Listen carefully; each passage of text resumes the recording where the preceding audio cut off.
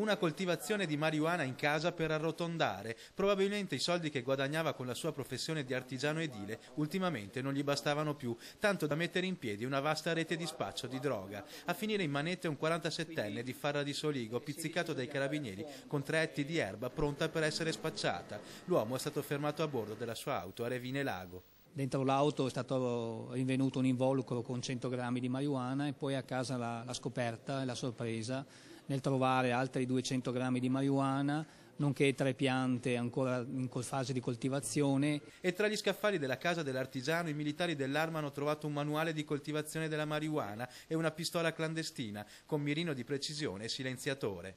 Quest'arma probabilmente può essere utilizzata per una cacciagione da bracconaggio. Il silenziatore è la dimostrazione che è un'arma che utilizza un sistema che non viene percepito logicamente dalla probabile vittima. Ora i carabinieri stanno facendo degli accertamenti anche sulla moglie dell'uomo per capire se possa essere implicata nella coltivazione della droga. La coppia vive a Farra di Soligo con 2 figli minorenni. L'artigiano ora si trova nel carcere di Santa Bona.